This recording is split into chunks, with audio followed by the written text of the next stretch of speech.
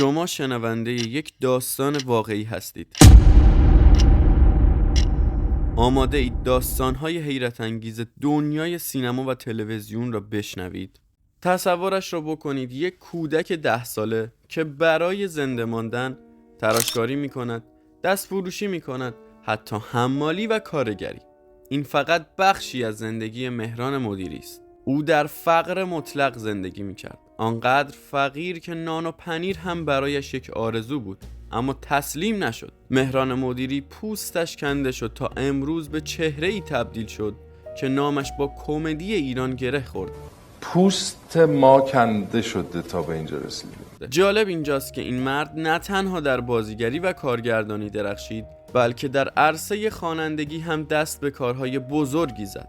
به یاد دارید کنسرتش در برج میلاد تمام درآمدش را صرف خرید شیر خشک برای کودکان بی‌بضاعت کرد.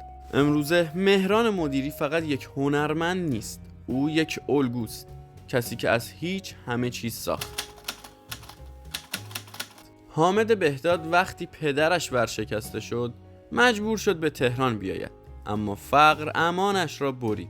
حتی جایی برای خوابیدن هم نداشت. حالا فکر کنید یک پسر جوان غریبه در تهران، بی پول و بی پناه. اینجا بود که رامبد جوان وارد شد و خانه خودش را با او تقسیم کرد.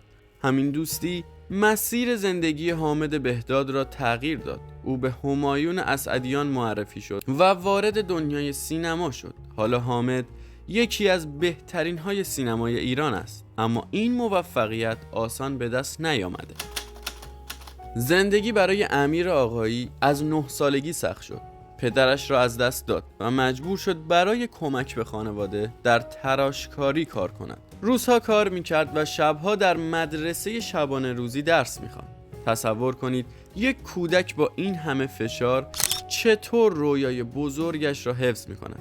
اولین بار او در فیلم ضیافت مسعود کیمیایی به عنوان سیاهی لشگر جلوی دوربین رفت. اما حالا او فقط یک بازیگر نیست. امیر آقایی یک نویسنده، شاعر و عکاس محبوب است. کسی که داستان زندگیش به ما میگوید تلاش کلید معجزه است. میلاد کیمرام در زندگیش روزهایی بود که حتی جایی برای خوابیدن هم نداشت. در موتورخانه مسعود کیمیایی میخوابید و روزها در پیتزا فروشی کار میکرد. اما کلاس‌های بازیگریش را هم رها نکرد. روزی به صورت کاملا اتفاقی با گلاب آدینه آشنا شد و این آشنایی زندگی او را تغییر داد. حالا میلاد کیمرام از گرانترین و موفقترین بازیگران ایرانی است، کسی که با دست خالی رویایش را به واقعیت تبدیل کرد. داستان بهرام افشاری شبیه به یک فیلم سینمایی است. وقتی 2 سالش بود پدر و مادرش از هم جدا شدند. با پدرش زندگی کرد، اما او را هم خیلی زود از دست داد.